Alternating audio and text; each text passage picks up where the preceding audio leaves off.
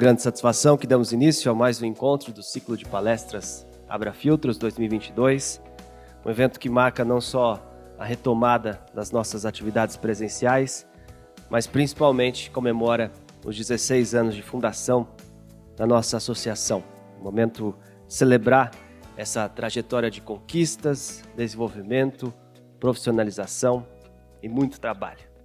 É por isso que essa edição especial escolheu e fomos acolhidos de braços abertos por toda a equipe do Centro Universitário da FEI, a quem agradeço na pessoa de seu magnífico reitor, professor Dr. Gustavo Donato. Muito obrigado. Um encontro que tem um patrocínio do Grupo Supply Service, empresa que neste ano completa seus 30 anos de história, tornando-se referência na coleta, tratamento e destinação ambientalmente correta de resíduos, aqui representada pelo seu Davi Andrade.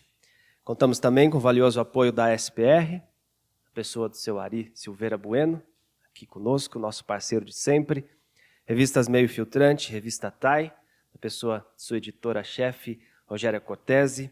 Hoje aqui conosco também a Versus Comunicação, que nos apoia aqui representada pela Solange. Nosso agradecimento a todos que de alguma forma contribuíram para a realização desse evento. E uma salva de palmas a todos. Gustavo Donato é reitor do Centro Universitário FEI, onde é também professor titular e pesquisador, já tendo liderado o programa de inovação e o curso de engenharia mecânica. É presidente do Conselho Superior do Sistema Nacional de Coalizões Digitais, conselheiro do Instituto Micropower, além de integrante do Conselho de Reitores das Universidades Brasileiras pela FEI. Concluiu mais de 45 orientações de iniciação científica após doutorado, atuou em variados projetos de PDI e é autor de mais de 140 artigos, capítulos de livros ou patentes. Recebeu em 2017 o troféu Marco da Paz pela atuação na formação de pessoas. Em 2022, o troféu Osiris Silva, Transformação Digital Brasil, por sua atuação na área. Possui graduação em Engenharia Mecânica pela FEI, MBA em Administração pela FGV, doutorado em Engenharia pela Poli-USP e vivências internacionais de pesquisa e formação executiva em liderança e transformação organizacional no MIT. Hoje ministra palestra sobre o tema Tendências, Desafios e Oportunidades de hoje e amanhã, como nos prepararmos. Senhoras e senhores, nossos agradecimentos ao magnífico reitor, professor Dr. Gustavo Donato. Obrigado. Bem, muito bom dia a todos.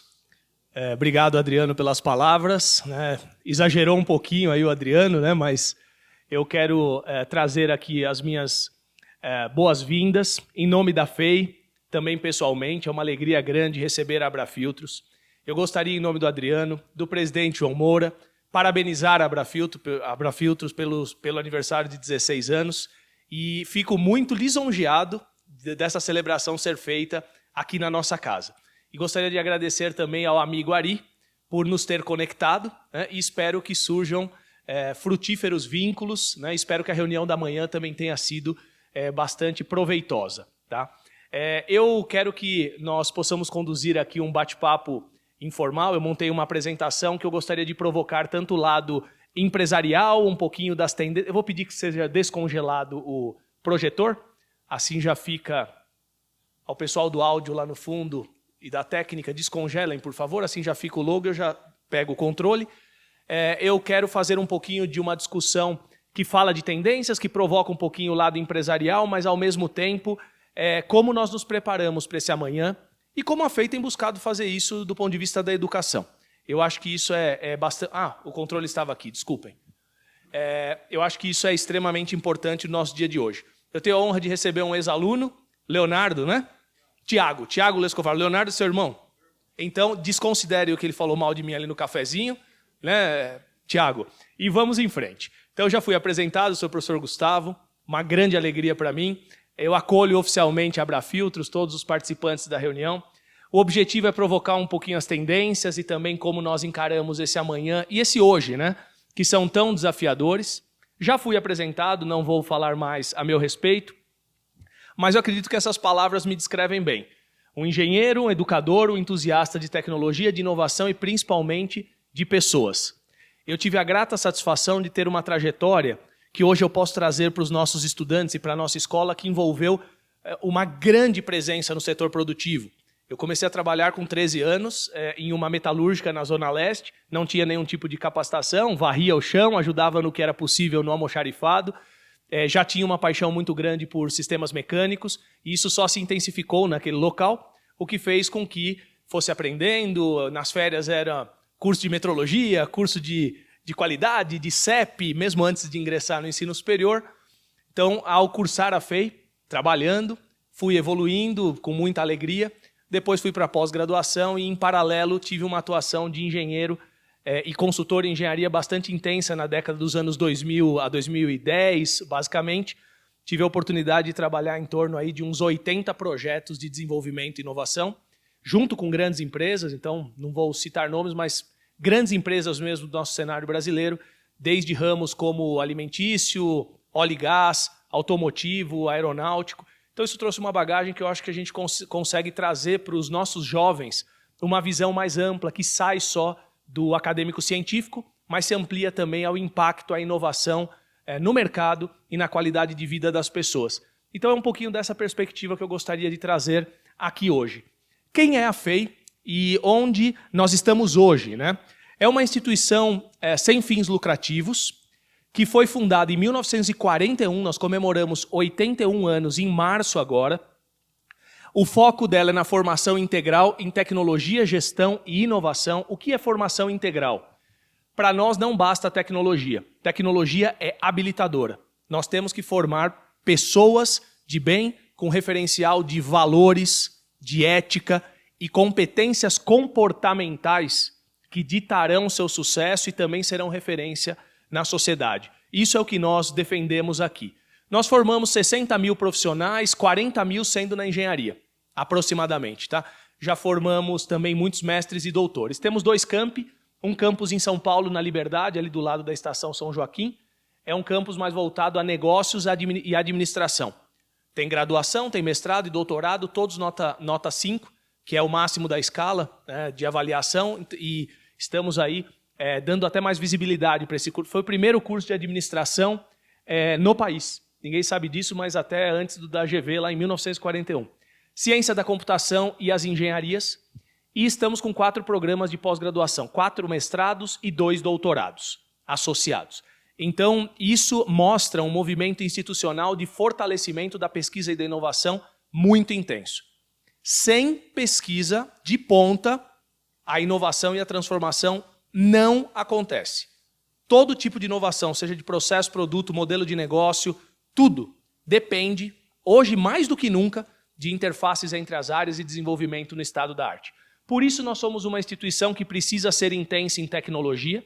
Então aqui alguns exemplos de laboratório, esse é de IoT com a Telefônica Vivo, e agora nós fechamos uma parceria, temos a primeira rede funcional 5G da nossa região toda aqui no nosso campus, já sendo utilizada. Nossos robôs autônomos já rodam conectados por 5G. Esse é o laboratório de manufatura digital integrada em indústria 4.0, parceria com a Siemens.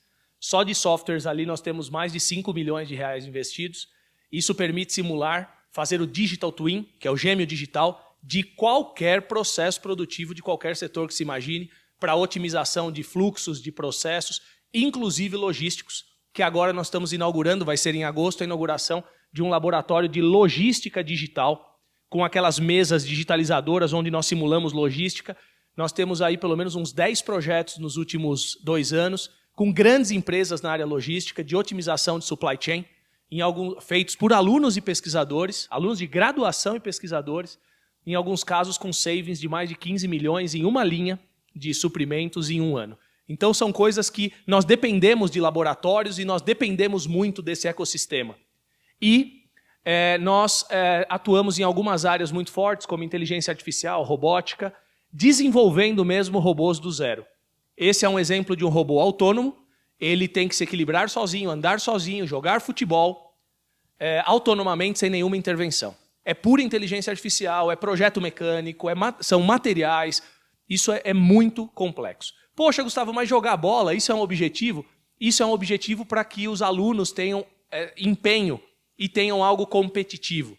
Mas esses robôs são a base de todas as nossas pesquisas em biomecânica, marcha humana, reabilitação de pessoas com dificuldades motoras, auxílio a idosos que têm o enfraquecimento dos membros inferiores, ou até mesmo reabilitação de pessoas que sofreram acidentes e tudo mais. Então, tudo tem um porquê por trás. E é isso que eu vou apresentar um pouquinho no dia de hoje.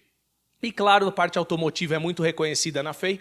Hoje a gente investe muito no tripé conceitual, experimental e computacional, como essa simulação aqui, que usa as melhores tecnologias de aerodinâmica e Computer Fluid Dynamics da Fórmula 1 e que é usado também por Embraer, Boeing, Airbus, etc. Isso é um overview só do que é FEI, não vou falar mais da escola nesse momento, mas vou falar ao final um pouco das perspectivas pedagógicas, porque eu acho que ajuda o lifelong learning nosso, o aprendizado ao longo da vida como profissionais e como empresas. Mas antes, eu vou passar um breve vídeo de, creio, uns 40 segundos, que vai nos ajudar nas reflexões iniciais. Por favor, o áudio aí em cima. É um trecho do filme Eu, Robô.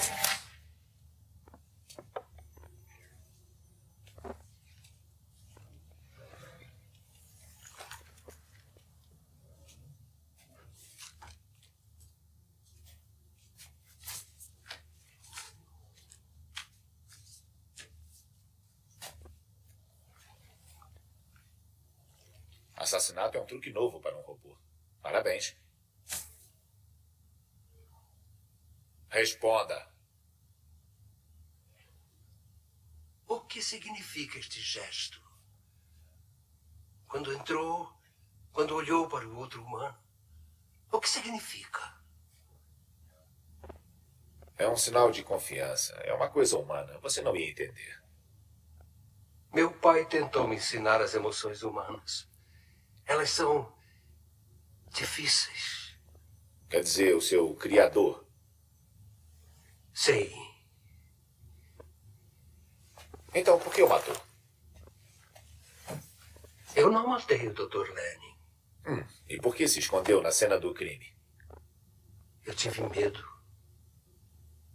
Robôs não sentem medo. Eles não sentem nada. Não sentem fome, não sentem sono. Eu tenho. E tenho até mesmo sonhos. Seres humanos é que têm sonhos. Até cães têm sonhos. Você não. Você é só uma máquina. Uma imitação da vida. Um robô consegue compor uma sinfonia? Um robô consegue pintar uma bela obra-prima? Você consegue?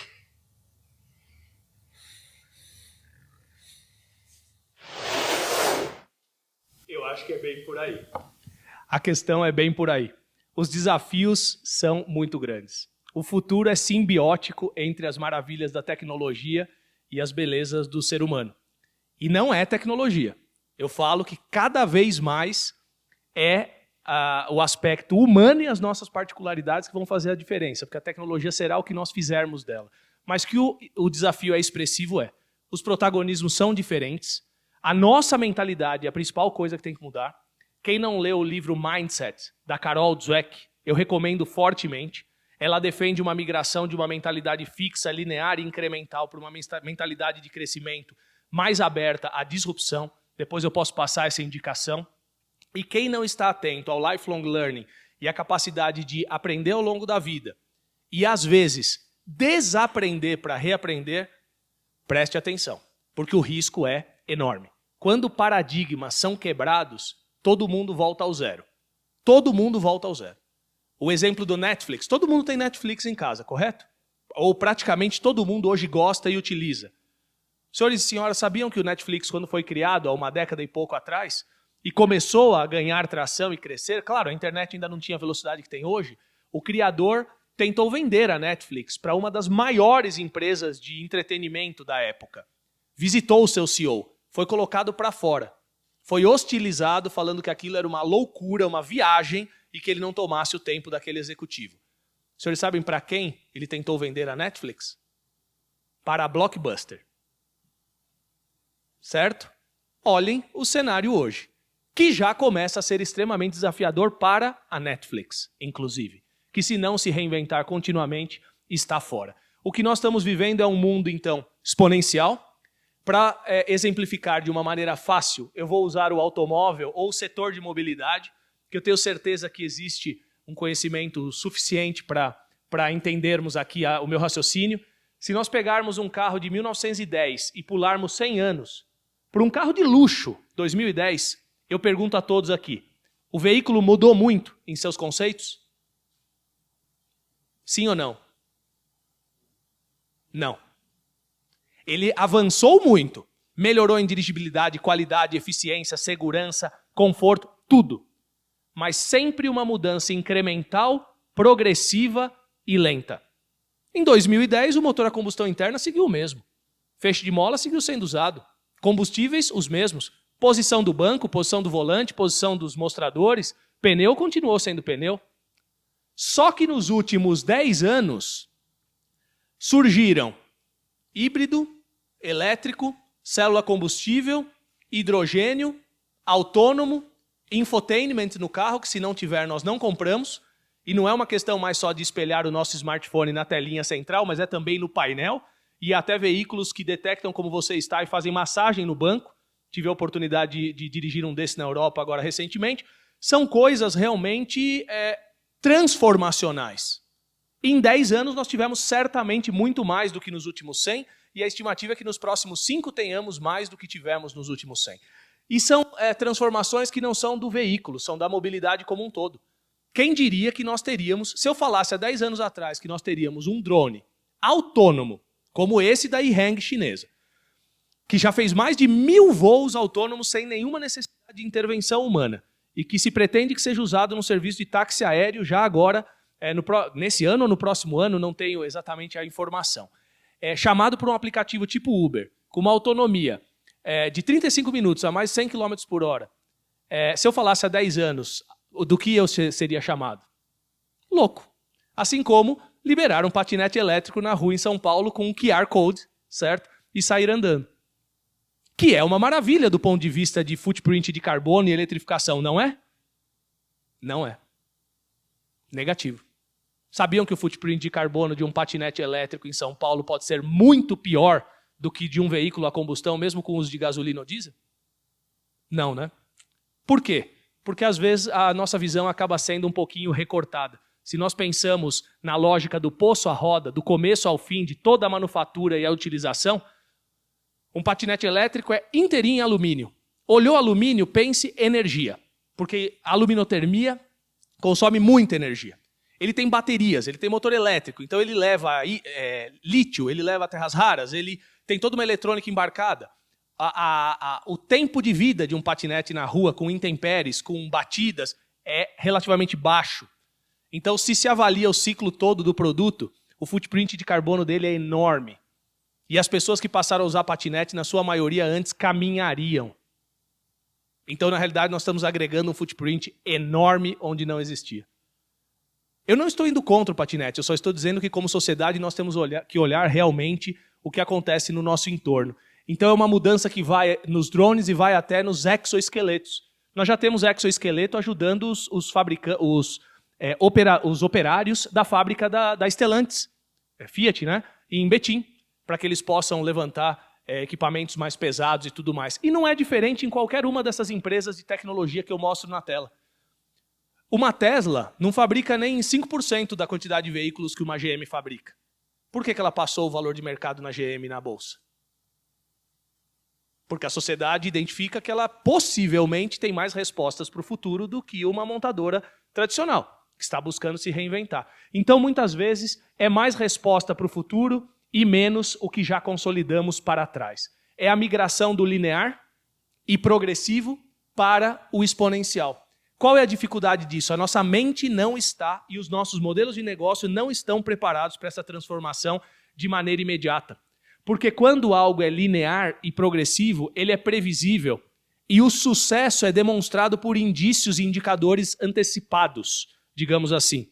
E quando a gente tem fenômenos exponenciais, muitas vezes ideias que explodirão começam de maneira tão frustrante ou questionável que às vezes a gente não presta atenção nelas e desqualifica. E muitas vezes perde oportunidades valiosíssimas. Gustavo, você está defendendo aqui então que a gente seja extremamente ousado? Não. é um equilíbrio, é um portfólio, é a existência do meu core, com também iniciativas adjacentes e iniciativas transformacionais. É a inovação incremental junto com a inovação disruptiva, onde, para o futuro, se vai criar mais valor e se transformar mais valor. Falarei disso um pouquinho mais adiante. Nós estamos nesse ponto vermelho. Nós estamos muito inquietos com essas disrupções e como a gente pode trazer esse mundo para a nossa realidade linear dos nossos negócios. Mas, na realidade, nós vamos ter que equilibrar essas duas coisas. A pergunta é, como é que eu transformo um negócio e uma mentalidade mais linear para uma mentalidade mais exponencial? O fato é que os mercados são novos, os problemas e soluções também. O World Economic Forum indica em suas pesquisas que em 2030, mais de 75% dos problemas ou das demandas de solução que nós teremos no mercado não são conhecidas hoje. 75%, gente. Isso envolve, inclusive, as demandas profissionais. Então, nós temos que nos atualizar. Os modelos de negócio estão sendo transformados, não tem nem o que dizer. E, claro, que pessoas e como nós fazemos pesquisa, desenvolvimento e inovação são chave. E tem um enorme agravante, que todos nesse auditório sofrem por igual e os jovens talvez sofram até mais. Esse agravante é a hiperestimulação e uma onda de telas, de redes, de informações sem precedentes em uma velocidade ingerenciável que muitas vezes nós temos sido dominados pela ansiedade e não conseguimos manter o foco naquilo que é mais relevante. Quem puder ler o livro do Kahneman, que fala, o título é muito bacana, Rápido e Devagar.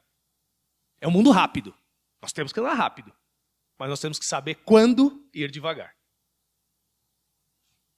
Me falem a verdade, nós não ficamos nessa hiperestimulação, desesperados, às vezes com um monte de coisa. Tem até, não me vem a palavra na cabeça agora, mas tem uma doença já caracterizada pela Organização Mundial da Saúde, eu não lembro o termo, que é vinculada à cobrança pessoal nossa de não nos desligarmos.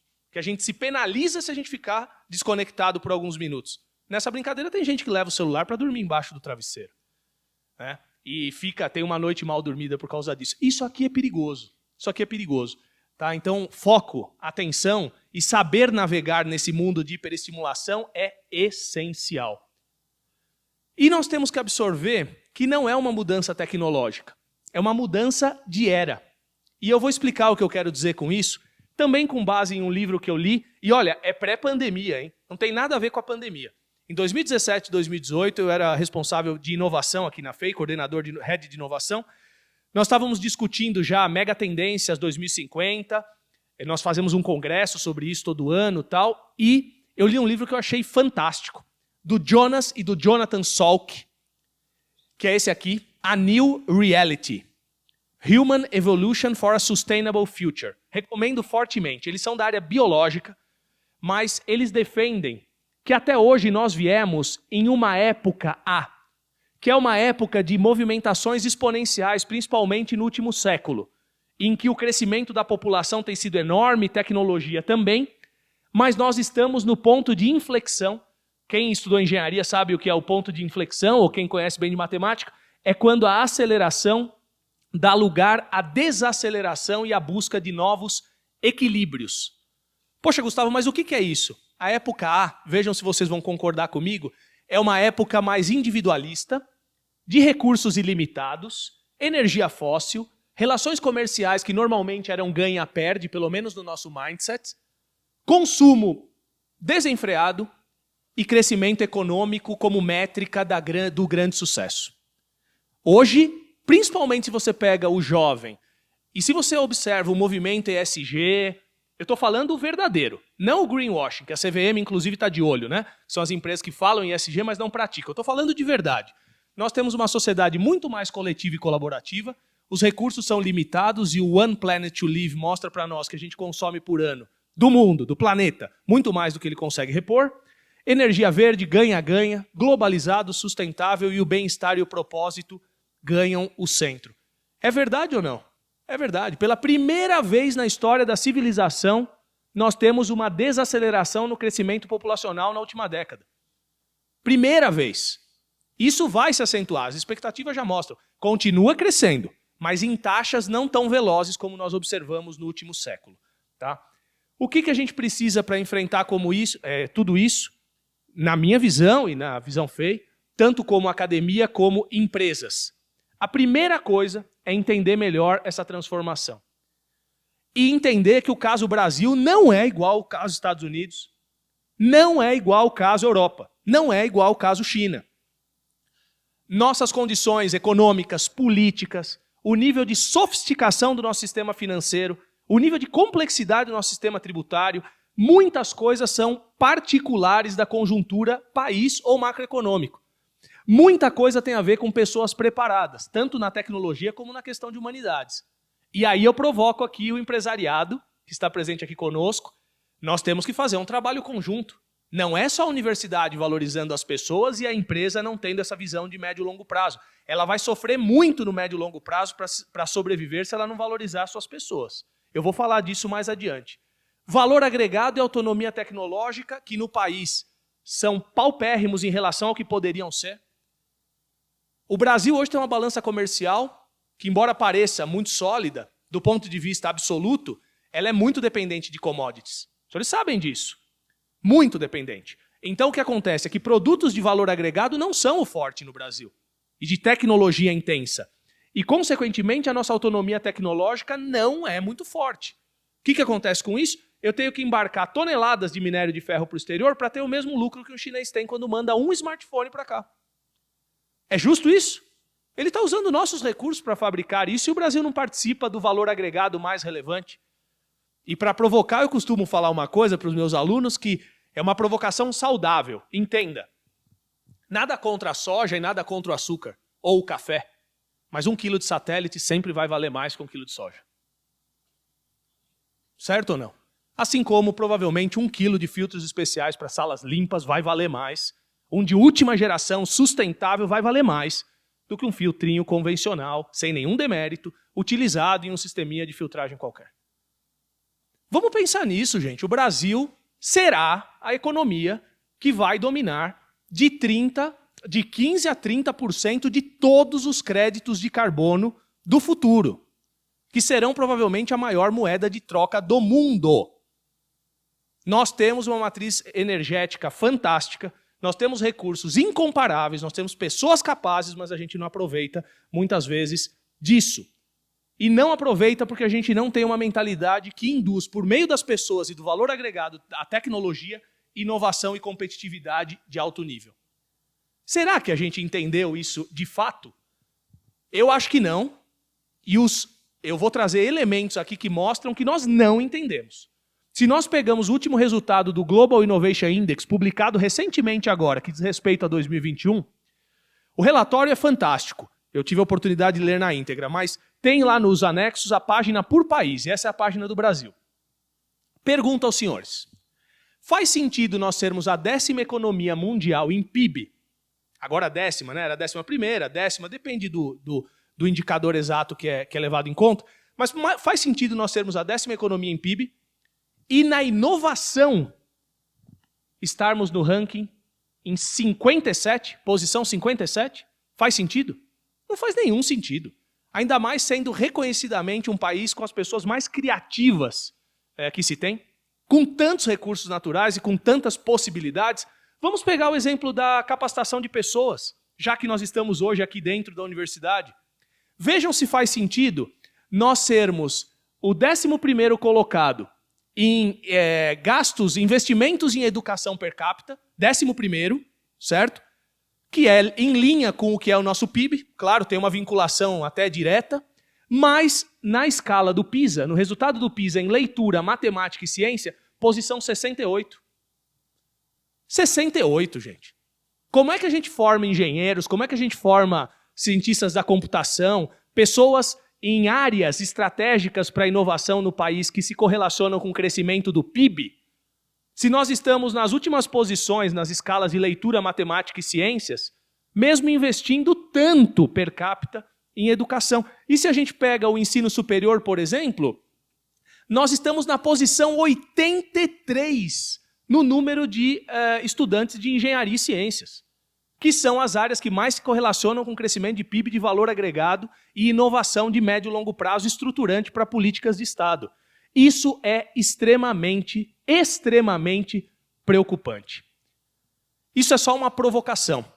Como é que a gente pode começar a fazer essa transição? E é uma parceria. Governo, universidade e empresa.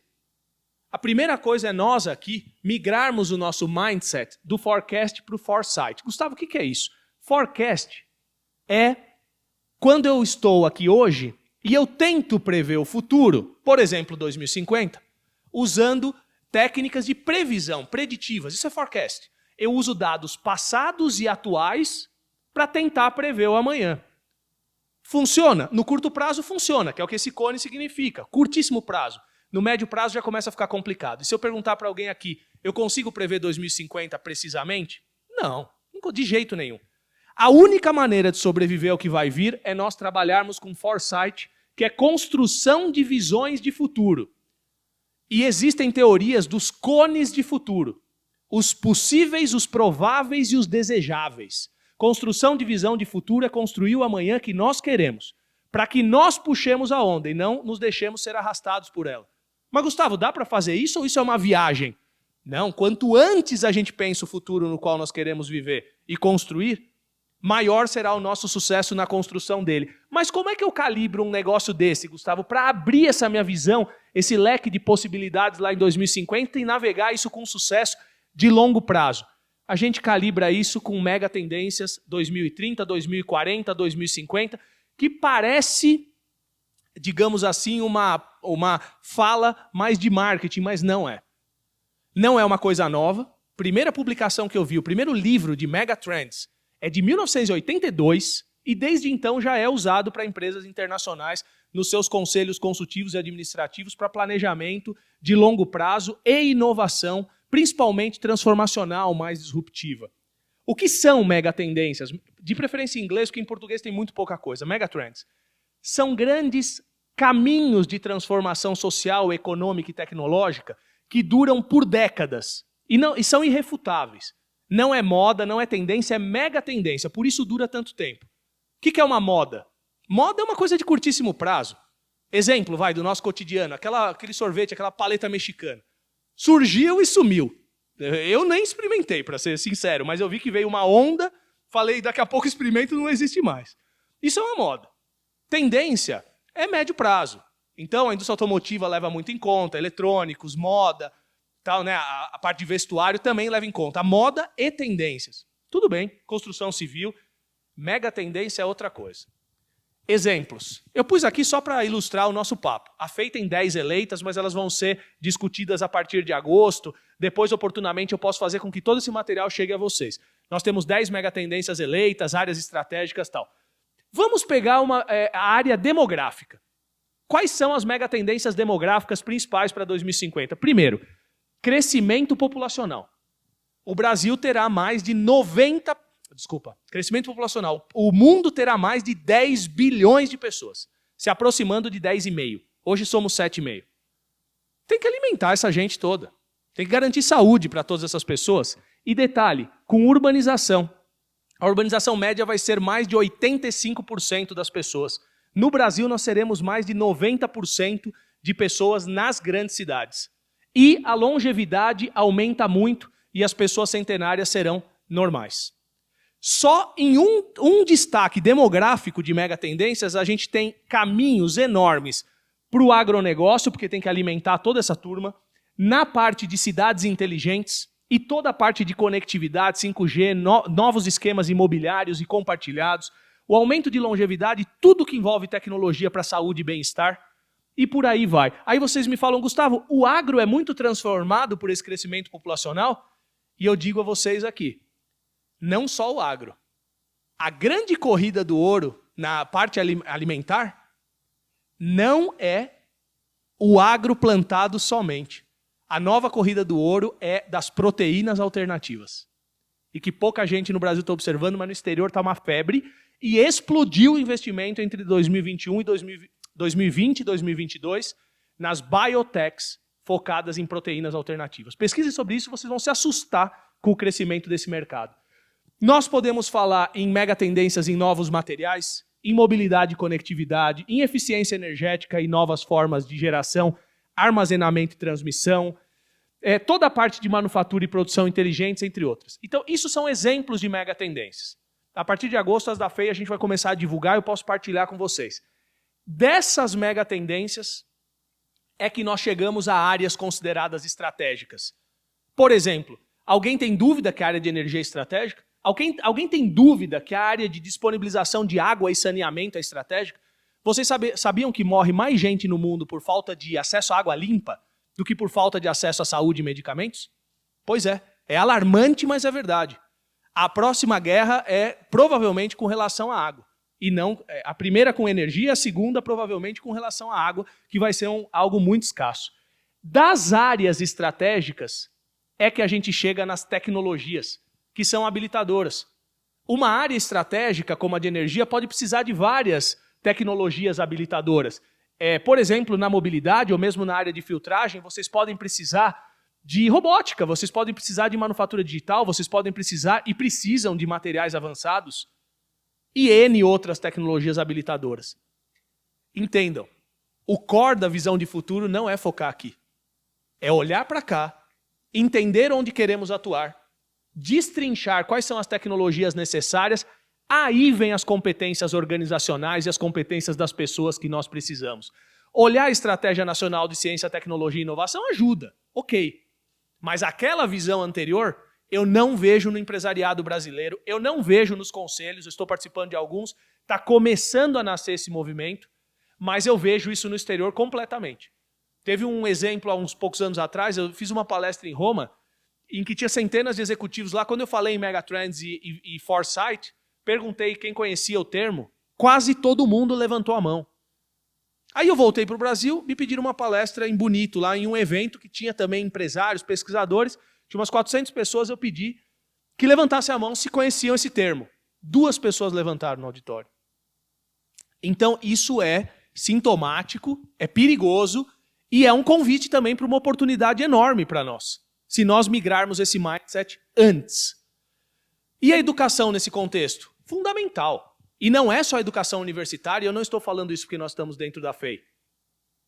Grandes empresas têm suas universidades corporativas, empresas menores têm que zelar também pela capacitação do seu pessoal, ou porque vão perdê-lo para o mercado se não o fizerem, ou porque vão perder todo o seu knowledge ali, vão perder a atualidade e a capacidade de inovar. Mas primeiro, vamos falar do macro. Na universidade, é bom que todos saibam, cada vez mais nós estamos saindo do conteudismo para uma formação com competências e base muito sólida. Por quê? Conteúdos e soluções prontas, formulinhas que resolvem problemas específicos, não resolvem os problemas do amanhã que são inéditos, são originais. Alguém que se formasse, tanto faz, em computação e engenharia na década de 70 ou 80, tinha 2 certezas ao receber um diploma. Que teria emprego praticamente imediato, e longevidade naquela empresa, e segundo, que o que ele aprendeu na faculdade serviria por décadas para ele resolver os problemas. Alguma dessas 2 hipóteses se mantém? Não. Não. Então, o que a gente defende na FEI? Uma base muito sólida. Porque para resolver os problemas originais, as pessoas têm que ter uma base de matemática, de física, de química, de ciências elétricas, de ciências mecânicas, extremamente robusta. É com essa base que eles vão construir as ferramentas para resolver problema novo. Por isso que o egresso da FEI é visto pela flexibilidade, pela capacidade de se adaptar e resolver problema complexo. Isso exige competências técnicas e cada vez mais competências comportamentais. Liderança, comunicação, expressão, tudo. Então esse é um caminho. Para que ele construa isso, ele tem que deixar de ser passivo e migrar para metodologias mais ativas. E na pirâmide da taxonomia do Bloom, que a gente usa na pedagogia, é sair daquele tipo de educação de recordar e memorizar para o alto nível, pensamento de alto nível, que é criar e pensar criticamente. Então, nós temos trabalhado muito a questão do lifelong learning desde a graduação, com os planos de curso, plano de carreira, plano de vida, e eu gostaria de provocar um pouquinho isso depois no fim aí da nossa fala. Bom, e qual o papel de cada nível? Isso é importante. As empresas têm que tomar cuidado, porque um olhar de curto prazo que eventualmente coloca funções nobres e que poderiam agregar inovação na mão de pessoas menos qualificadas e que coloquem aquela atividade num modo vamos dizer assim, operacional e de regime, não proativo em termos de buscar melhorá-lo, melhoria contínua, etc., pode abafar a instituição e fazer com que ela não consiga se aprimorar nem no mundo linear. Que dirá no mundo transformacional desse de inovação. Lá na frente eu vou discutir um pouquinho do que eu quero dizer com isso. Mas, por exemplo, um pouco da descaracterização dos estágios que tem ocorrido. O estágio é para a empresa ajudar a formar um profissional diferente, que congrega a sua formação universitária de alto nível com uma experiência prática onde ele aplica aquilo, se provoca, leva soluções novas para a empresa, mesmo que às vezes elas soem amadoras, mas isso muitas vezes é bom, é um olhar de fora, certo? E muitas vezes o que a gente vê é um estagiário sendo visto como mão de obra barata. Isso é uma deturpação enorme, perde a universidade, perde o estudante, perde a empresa. Ou então, por exemplo, a descaracterização das contratações dos engenheiros por uma questão de visão de curto prazo de redução de custo, contratando analistas no lugar de engenheiros. Existem vagas em que isso é oportuno, mas existem muitas atividades em que isso não substitui um engenheiro bem formado. É bom no curto prazo para o bottom line? Pode ser. Mas é bom no médio prazo e no longo prazo? Possivelmente não, porque o tomador de decisão que tem a visão mais macro da organização não vai estar ali vendo oportunidades que estão sendo perdidas por uma pessoa de capacitação não tão completa. Por isso, essa provocação sendo feita aqui por mim hoje. Nós combinamos, na nossa lógica de formação, ensino, pesquisa e extensão necessariamente. Tem que ter pesquisa de alto nível. Só que tudo isso percolado por inovação e chegando na ponta. Tudo isso em um contexto de estado da arte, então a pesquisa tem que ter alto impacto e tem que ter lógica de inserção dentro do mercado. Porque, como isso se representa na prática? Se vocês olharem a FEI, vocês podem, num primeiro momento, não entender porque a nossa escola nutre, além da graduação e a pós-graduação, educação continuada, mestrados, doutorados, dezenas e dezenas de pesquisadores full-time e mesmo pós-doutorandos aqui dentro, em laboratórios de ponta que exigem um investimento pesado. Por que a FEI nutre isso? Porque a gente acredita que se não existir isso, e a agência de inovação que traz vocês como mercado para próximo de nós, desde a base esse aluno não é bem formado. Por isso que a gente tem grupo fortíssimo em inteligência artificial, fortíssimo em robótica, está no top 10 mundial nosso grupo de robótica. Pesquisa em saúde e tecnologia para saúde e bem-estar. Grupos fortes na área de logística digital. Por quê? Porque a gente tem que produzir ciência, conhecimento e inovação e levar isso para todos os níveis formativos. Nós mudamos completamente os cursos da FEI nessa lógica. Eu não sei se os senhores sabem disso, mas eu trouxe um exemplo porque eu fiquei com o queixo tão caído que eu quis compartilhar com vocês. Desculpem, eu estou chamando de vocês, né, para a gente ficar num bate-papo mais informal. Nós redesenhamos todos os cursos da FEI, muito focados em inovação, visão de futuro, competências. Lançamos em 2019. Uma proposta muito ousada, projetos integradores entre as cadeiras em todo semestre, desafio desde o primeiro semestre para que o aluno inovasse e pensasse até em MVP, projeto minimamente viável, produto minimamente viável. Então, no primeiro semestre ele é apresentado a tendências, ele tem que bolar o plano de curso dele e começa a desenhar o plano de carreira e vida, e ele já vê que tendência ele gostaria de impactar, e ele tem que pensar em alguma solução inovadora para um problema da sociedade, para uma agrura da sociedade. E a gente ficou preocupado. Como é que vai ser a maturidade dessa moçada para implementar alguma coisa no primeiro semestre? Será que eles vão encarar isso com proatividade? Preparamos os professores e tudo mais. Aí, viemos nesse auditório para a avaliação do primeiro grupo, daquele primeiro semestre, em dias, né? Muita gente, né? Juro para vocês, eu fiquei aqui boquiaberto. Boquiaberto. Tinha grupo que você falava, o que eles criaram? Eles criaram um aplicativo. Você fala, tudo bem, criar um aplicativo.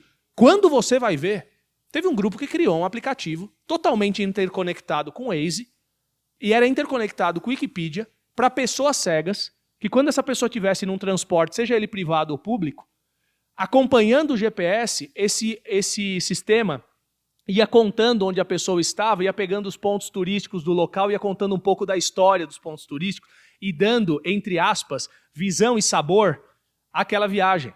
É ou não é transformacional para a sociedade? Pô, fiquei de boca aberta aqui. Dei 10 para esse grupo. Fiquei de boca aberta, a ideia deles foi fantástica. E aí surgiram coisas como o que eu vou mostrar no próximo slide, que tem gerado empregabilidade, um empreendedorismo maior. Empregabilidade, por exemplo, fizemos uma pesquisa com a engenharia de produção. A gente faz de vez em quando com um curso, né? Pegamos a engenharia de produção, fizemos a última. Os últimos 5 anos dos egressos, 98% de empregabilidade nos próximos 4 meses, 5 meses depois de formados na área que desejavam. Civil agora, computação está dando 100%.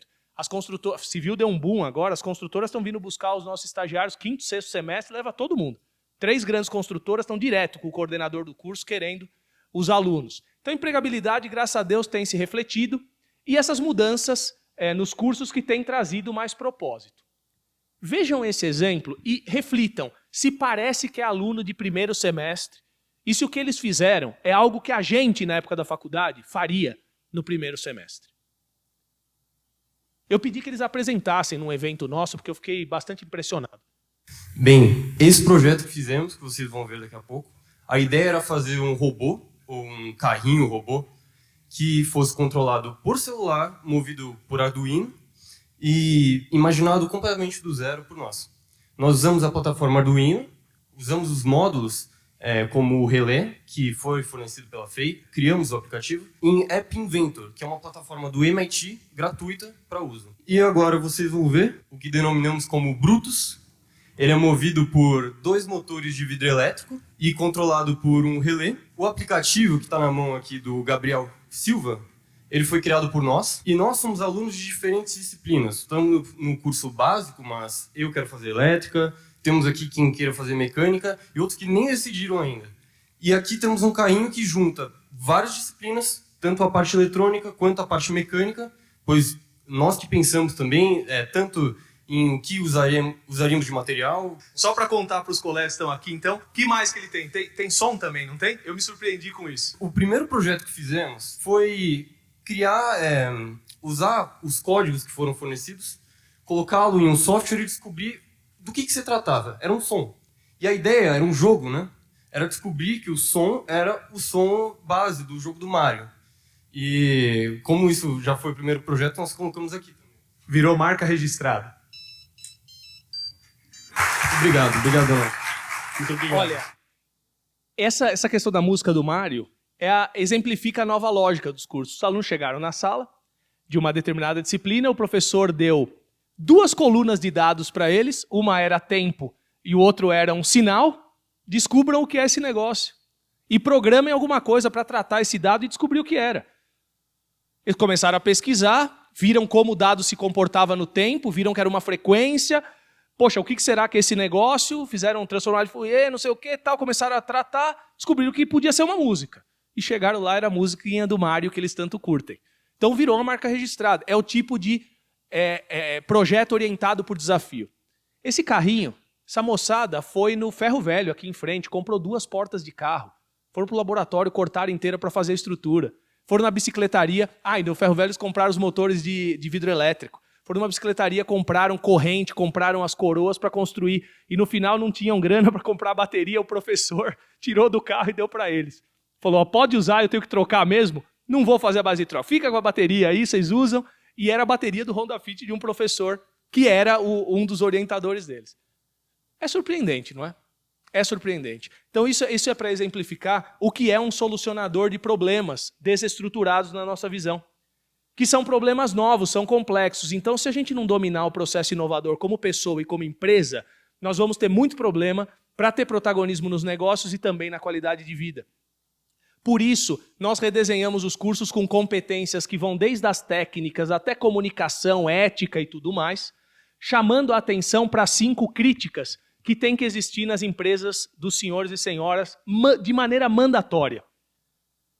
Pensamento crítico, abertura para a criatividade, colaboração, capacidade de resolver problema, raciocínio computacional. Isso é a base do que a gente tem que trabalhar para resolver problemas. E eu destaco esses pontos. Adaptabilidade às circunstâncias, nós e as nossas organizações aprendendo a aprender sempre e, pessoalmente, nós sermos protagonistas do nosso lifelong learning.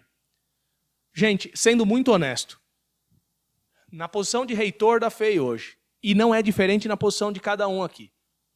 Se eu não fizer um curso a cada 6 meses hoje, seja na técnica, seja na parte de governança e gestão, seja em alguma nova metodologia que está surgindo, a gente fica fora do mercado e não se sente ou não permanece como referência para aqueles que nós vamos liderar. Então, se a gente quer realmente se manter na crista da onda, ser referência, não tem como. O nosso lifelong learning tem que ser um projeto de vida nosso. E resiliência em desafios de fronteira. E guardem a palavra fronteira, que no fechamento da minha fala os senhores vão entender o que eu quero dizer. Por isso que a gente põe aluno em contato com empresas o tempo inteiro aqui na escola. Só na parte de logística que eu comentei com os senhores, essas são algumas das empresas que nós tivemos projetos em que alunos atuaram e foram praticamente todos contratados. Porque, poxa, otimizando logística com inteligência artificial, aluno de graduação e trazendo savings de milhões ali em algumas linhas logísticas de grandes players. Quem não quer um profissional assim? Só que a gente tem que estar aberto a também valorizar esse profissional. E tem ocorrido, graças a Deus. Então aqui são alguns projetos que nós temos tido grande sucesso, felizmente. A FEI é a única parceira agora da criação do Observatório de Mobilidade do Governo do Estado de São Paulo, junto com o BID, o Banco Interamericano de Desenvolvimento. Eu faço parte do conselho do Observatório. É uma iniciativa muito bacana, congrega CET, SP-Trans, metrô, todos os agentes da mobilidade dos 39 municípios que compõem a região metropolitana, para a gente ter dados consolidados e melhorar a mobilidade das pessoas. Gente, crescimento populacional, 90% das pessoas indo para grandes centros. Os idosos precisando também se locomover mais. Eficiência energética, o smart grid, porque geração de energia é descentralizada. Poluição. Se nós não fizermos isso, São Paulo não funciona em 10 anos. Ponto. E foi uma provocação FEI ao metrô, junto do metrô e etc. E nasceu essa iniciativa que está indo muito bem. Aqui o 5G que eu já comentei, projetos muito grandes que nós estamos com Rota 2030. Agora, nas últimas semanas, mais 2 projetos da FINEP aprovados, todos eles acima de R$1 milhão. Tá? Então, são iniciativas. O ano passado, eu comentava com um colega que aqui está conosco, o ano passado foi o recorde histórico da FEI de contratação em número de projetos empresa-universidade e também em recursos que isso representa. Então foi com muita alegria. Inclusive, o ano passado esteve 240% acima da média histórica dos últimos 9 anos. 9, 10 anos. E em 2022, agora nos alegrou muito que entre maio e junho nós batemos 2021. Então será um novo recorde histórico. Então estão convidados a conhecer mais a nossa agência de inovação, inclusive. E veja, nós somos uma instituição filantrópica, sem fins lucrativos. Tudo isso é para mover o ecossistema de interação empresa-universidade, poder público, e nós melhorarmos a formação das pessoas e gerarmos inovação. Na semana que vem vai ser inaugurado um laboratório novo aqui na FEI, o Hub ICT, entre a FEI e a Toledo do Brasil, sabe a fábrica de balanças? Nós estamos desenvolvendo pesquisa, desenvolvimento e inovação para eles aqui dentro, com nossos professores e alunos. Já estão 13 alunos trabalhando, serão 27 até o final do ano. Um projeto extremamente exitoso.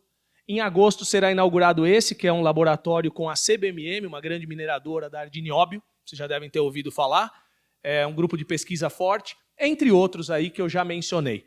Isso tem sido reconhecido, inclusive, pela CNI, Confederação Nacional das Indústrias. A FEI foi vista como referência, onde os laboratórios das empresas inseridos aqui para a PDI também impactam a formação de pessoas de alto nível que são absorvidas por essas empresas para melhorar seus negócios e também para gerar inovação de fronteira lá dentro. E notem, a realidade brasileira, infelizmente, ainda é distinta disso. E nós teríamos que trabalhar aqui para aprimorar isso. E eu não estou falando só de FEI, eu estou falando de todas as universidades brasileiras. Eu estou, inclusive, inserido, o Ari também tem conhecimento, até em grupos de reitores e executivos que estão trabalhando processos de acreditação institucional e reconhecimento de boas escolas. Em parceria, inclusive, ouvindo as empresas, a CNI está participando com a MEI, que é a Mobilização Empresarial pela Inovação, para a gente formar melhor e trazer mais inovação para o Brasil. Um levantamento recente, um trabalho aqui de TCC, mostrou muitas lacunas técnicas e muitas lacunas comportamentais nos profissionais, na média, que são formados no Brasil. A amostra é pequena, é um trabalho que eu trouxe só para ilustrar, mas fica a provocação aqui no dia de hoje. E para encerrar, eu gostaria de compartilhar algumas inquietudes pessoais e algumas dicotomias que eu acho que não cabem no nosso país e que eu acho que uma Abrafiltros, junto com as empresas, junto com as universidades e junto com o poder público, nós teríamos que atacar. Primeiro, se eu falo em perfil de instituição de ensino superior, perfil de egresso, lembra aquele comentário que eu fiz agora há pouco? Vamos valorizar os profissionais bem formados e vamos ter uma distribuição, uma heterogeneidade de profissionais dentro das nossas estruturas que realmente provoque mais inovação e nos tire da zona de conforto. Isso tanto está errado que, se não estivesse errado, nós não teríamos tanta vaga aberta e tanta gente desempregada. Só na área de tecnologia de informação, computação e tudo mais, são mais de 700 mil vagas abertas que não conseguem ser preenchidas. Os nossos cursos de computação e tudo mais, nós abrimos até no diurno também, é 100% de empregabilidade. 100%. O profissional é batalhado, os salários estão subindo, porque é realmente uma guerra. Eu falei de descaracterização dos estágios, muitas vezes, que nós precisamos nos preocupar com isso. Sim, o estágio, olha, é um investimento baratíssimo e com um payback excelente para você ter um profissional de uma excelente universidade, já conhecedor do seu ecossistema industrial ou de negócio, em 2 anos, que pode ser um ativo valioso. Vai pegar um profissional de mercado, configurar ele, deixar ele atualizado como um egresso de graduação, tudo bem, ele vai vir cru em talvez experiência, em maturidade, vai. Mas ele vai trazer visões que muitas vezes nós não estamos nem pensando. A questão dos analistas versus engenheiros que eu já comentei com os senhores e senhoras, tá? Isso eu vejo com uma tristeza grande. Não é o caso da FEI. Felizmente, o nosso egresso tem muito sucesso, se insere como engenheiro na enorme maioria dos casos, mas como país, muitas vezes se comemora quantidade sem perceber que muitas vezes essa quantidade, se não qualificada, desmerece profissões. E como a qualidade, na média, dos engenheiros formados como o Brasil piorou por uma enxurrada de crescimento de vagas, o que as empresas fazem? Eu vou contratar como analista, eu acabo pagando menos, eu vejo se a pessoa vai bem ou não vai bem e tudo mais. Isso acaba descaracterizando ou desmotivando aqueles bons estudantes. E isso traz um último sintoma, o êxodo de cérebros e o prejuízo aos ecossistemas de inovação das empresas dos senhores, dos integrantes da Abrafiltro e mesmo do ecossistema educacional. Eu tenho de dizer, muitos bons alunos nossos, muitos bons alunos, sendo demandados pelo exterior, indo para o exterior, não ficando no país, porque muitas vezes acabam não sendo reconhecidos. Ou então, excelentes alunos formados, por exemplo, na computação ou na engenharia, às vezes alunos com mestrado em uma determinada área de engenharia que seria estratégica para a inovação como país, indo, por exemplo, para consultorias ou então o setor financeiro, por questões de valorização. Entendam, nenhuma crítica ao setor de consultoria, nem nada disso. Nós temos em torno de 40% dos nossos alunos vão para esses setores. 40%. E são setores em que trajetórias belíssimas podem ser construídas com agregação de valor fantástico e benefício para a sociedade. Mas, às vezes, entristece você ver, por exemplo, um aluno. Eu tive um caso, um aluno que fez mestrado comigo, um dos melhores estudantes que eu já tive, já com uma vaga prevista em uma grande corporação, seria um engenheiro brilhante para trazer tecnologia para o Brasil em uma área que estava precisando, né? E estava sendo valorizado? Relativamente sim, mas pouco, aí não pelas condições pessoais e tal, era uma pessoa de família humilde, não conseguiu resistir, acabou migrando, né, para um outro setor e agora está no exterior. Nós não podemos, como país, permitir isso. Então, minha última mensagem e provocação aqui hoje é que juntos nós poderíamos fazer mais. E que nós levemos do dia de hoje a provocação da hélice tripla, do modelo da hélice tripla, em que a academia trabalha mais junto com o poder público e principalmente com a indústria, sendo que esses dois provocam o governo e as políticas públicas, e eu estou falando de políticas de Estado, não só políticas de governo mesmo, para que nós tenhamos maior segurança jurídica, maior segurança econômica, um arcabouço macroeconômico mais favorável para investimentos no médio e longo prazo. Esse livro eu recomendo fortemente, The Triple Helix. Claro, existe a quarta hélice, existe a quinta, mas isso é a base. Se nós nos aproximarmos mais e provocarmos o poder público, a gente trabalha melhor. E as duas últimas provocações que eu gostaria de fazer é o seguinte: reflitam, aqueles que estão em uma empresa ou que são donos de uma empresa, nós estamos cuidando bem do nosso portfólio de produtos? Eu tenho tanto produtos vaca leiteira, como produtos que estão ali na transição e estão se mostrando estrelas.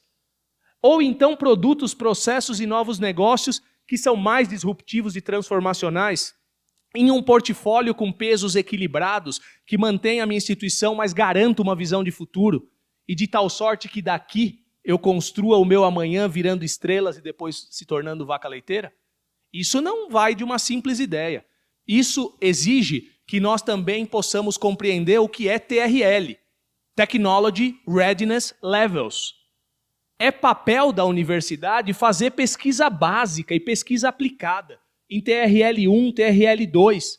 É a base do conhecimento, isso é a universidade. Assim como inovação no mercado, vendida, comercializada, é com a empresa. É aqui do outro lado, TRL8, TRL9. Somente a parceria empresa-universidade junta TRL baixo com TRL alto por meio de inovação que acontece aqui no meio. Pelo desenvolvimento de tecnologias aplicadas, provas de conceito, levar isso para MVPs que sejam viabilizados nos pré-projetos de industrialização para depois virar novas soluções de mercado. Não é diferente do que a Toledo está fazendo no Hub aqui com a gente, que a CBMM está fazendo, e as dezenas e dezenas de empresas que têm parceria conosco fazendo isso também. Eu não estou falando sobre a FEI. Entendam, eu estou falando do ecossistema nacional e internacional de inovação.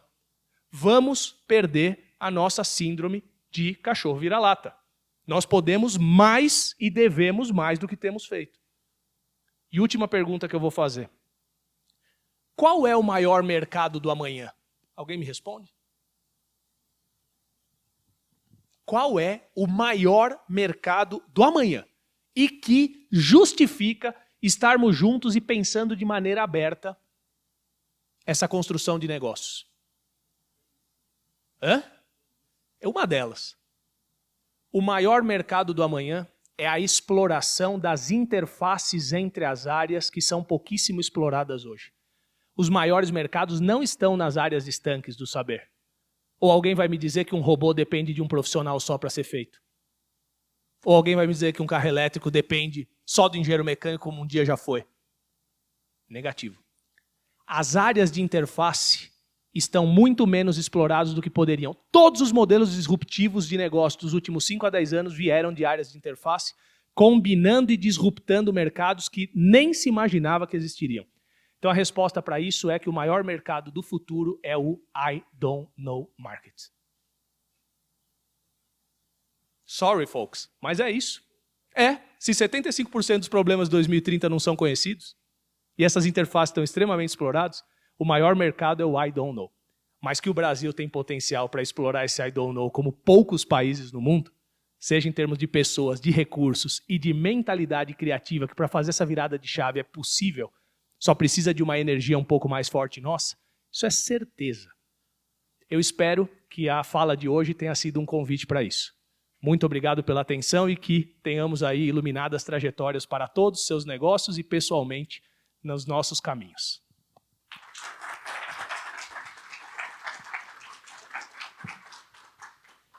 Fico à disposição se quiserem perguntar alguma coisa, não sei se é previsto no programa de vocês. Por favor, à disposição. Estou aqui com muito prazer.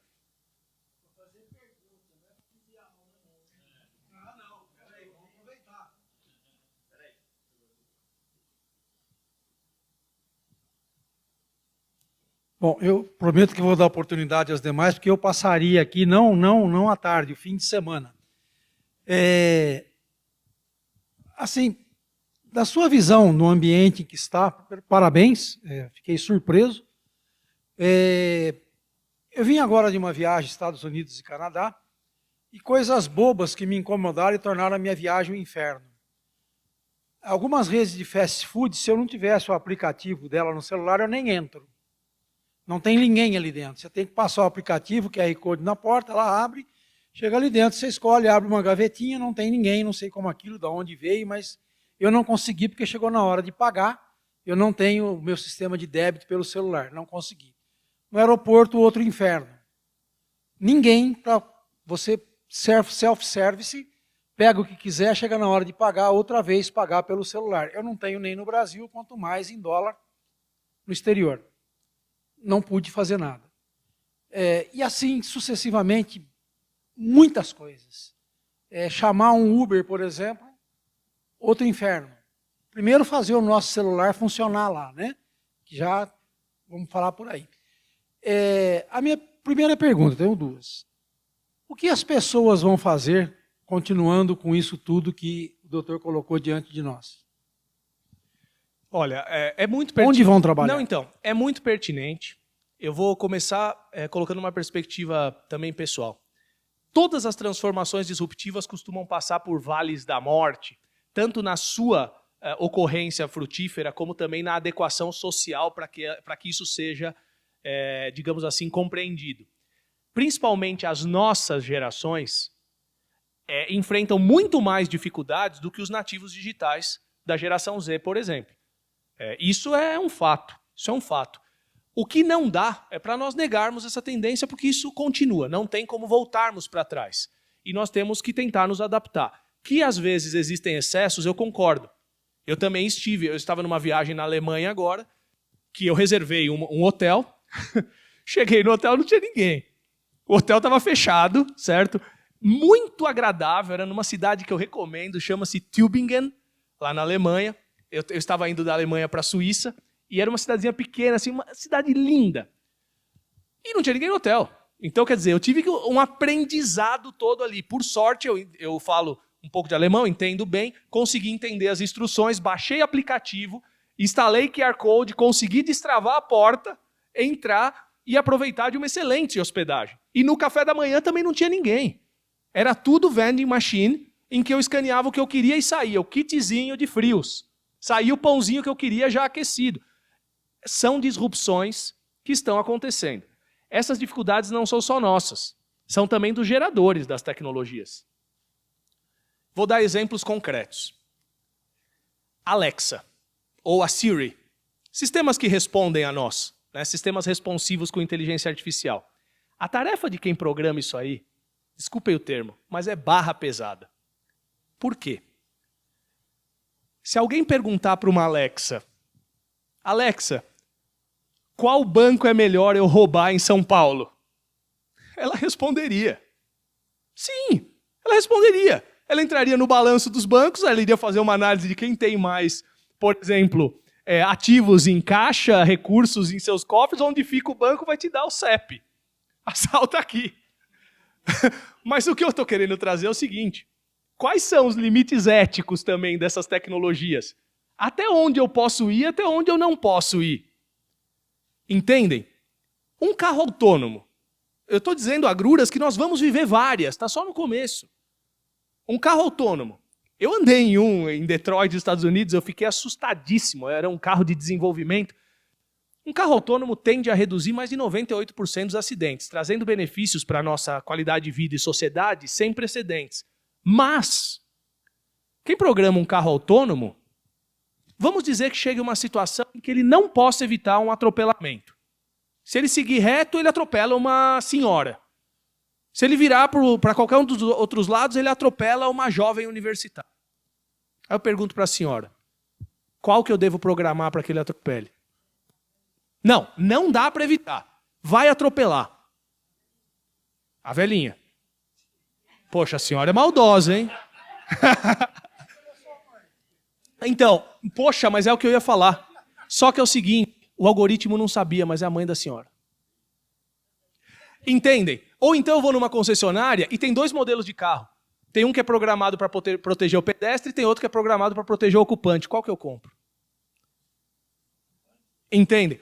Então, são dilemas que nós vamos passar continuamente, podem se acostumar na próxima década, sem dúvida. Por exemplo, todo mundo aqui tem smartphone. Todo mundo tem vários aplicativos nos seus smartphones, não tem? A grande maioria de aplicativos gratuitos, não é? Nenhum é de graça. Seria muito melhor a gente pagar 30, 20, 50 reais pelo aplicativo. Se o aplicativo é de graça, o produto é você. Seus dados valem milhões para os usuários. Ele te dá o aplicativo porque é a maior fonte de receita dele. Modelos de negócios baseados em dados, para uma boa parte das empresas de base tecnológica e colaborativa, o modelo de negócio depende mais da monetização de dados do que do core, do resultado financeiro do core business.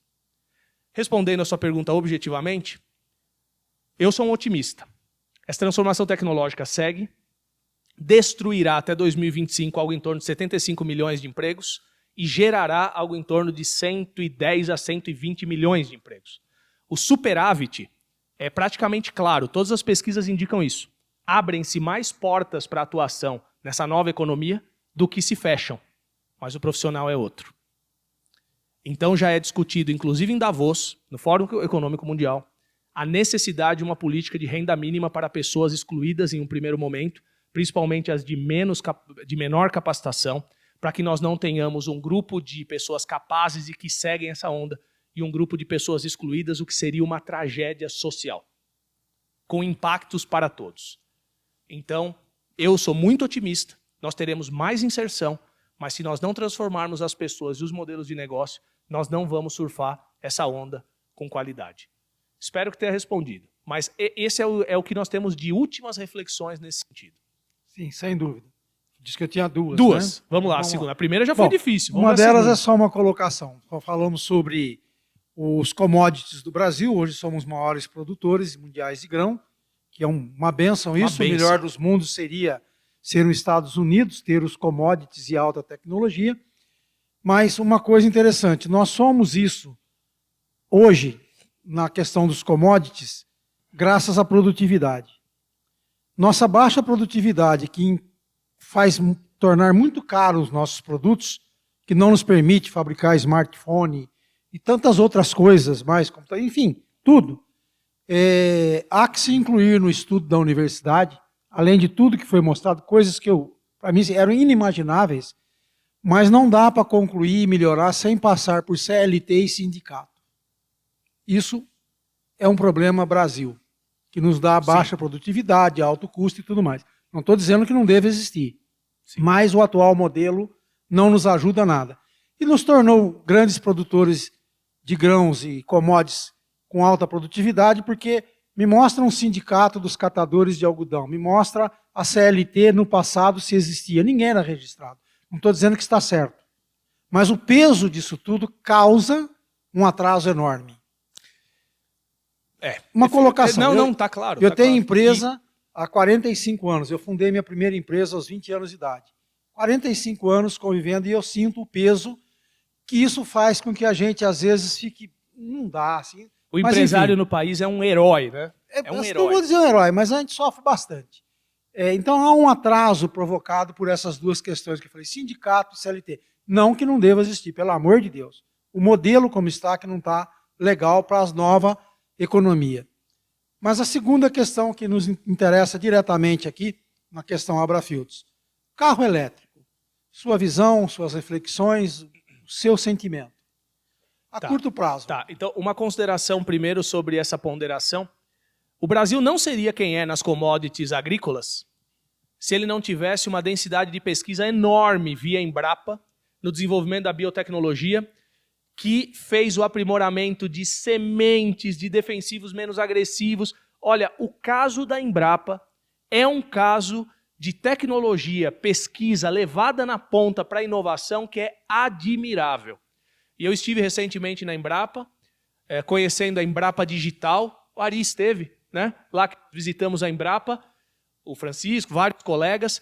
Impressionante, a Embrapa para o Brasil é um ativo.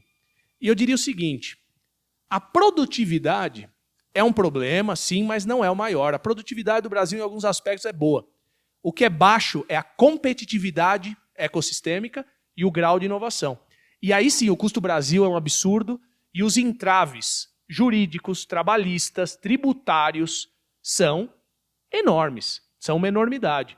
Um investidor estrangeiro para colocar dinheiro no Brasil, pensando em segurança jurídica, em estabilidade econômica, em previsibilidade, e a estrutura tributária complexa como realmente ele tem que ter uma coragem significativa ou ele tem que pegar ativos bem descontados, certo? Então, eu concordo, e eu não estou aqui discutindo méritos sobre se é sindicato, se é CLT, etc. e tal, mas eu faço um comentário. As flexibilizações para vivermos na nova economia são necessárias. Os senhores conhecem a grande tendência de migração para a gig economy? Gig, G-I-G. Gig vem do jazz. Significa capacidade de adaptação e improviso. No jazz, quando uma pessoa está tocando, ele faz um jig, se ele dá uma adaptada e faz um solo e tal. Gig economy é a economia onde um profissional não mais trabalha no regime CLT, mas ele passa a trabalhar por projeto, por demanda, com base nas competências que ele detém e na entrega de valor que ele faz para as corporações, podendo ser mais de uma, inclusive. E a gig economy já não, eu não estou falando aqui em economia de improviso, não é isso. É que o termo que tem se usado é esse. Mas é uma economia mais on demand. Mas por incrível que possa parecer, é uma economia para profissionais cada vez mais qualificados e não menos. E isso tem pautado muitas atualizações e flexibilizações das regras trabalhistas do Japão, da Ásia e também alguns países europeus. Eu tenho amigos trabalhando no Japão que se assustaram muito quando essa tendência começou a ser mais forte, né? E depois ficaram extremamente satisfeitos, porque são pessoas muito preparadas, que exercem seu lifelong learning de maneira muito intensa e, portanto, estão na crista da onda. Um desses meus amigos falou para mim: Gustavo, eu tenho hoje 3 férias ao ano com a minha família, curto mais meus filhos, estou ganhando 2,5 vezes o que eu ganhava. E contribuo com a minha previdência para que eu tenha uma segurança futura. No entanto, se eu não me capacitar a cada 3, 4 meses para estar, ele usou o termo sharp, nas demandas que os negócios me pedem, como projetos e tal, eu estou fora desse mercado em 1 ano. Essa é a realidade. Tá? Indo aos carros elétricos, que é a segunda parte da consideração, seguinte, carro elétrico é um caminho que não pode e não deve ter volta. Tá? Elétrico é a propulsão e não necessariamente o armazenamento ou a fonte de energia.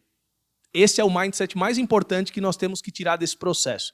E o que é um carro elétrico na Europa é diferente do que é um carro elétrico nos Estados Unidos, é diferente do que é o efeito de um carro elétrico no Brasil.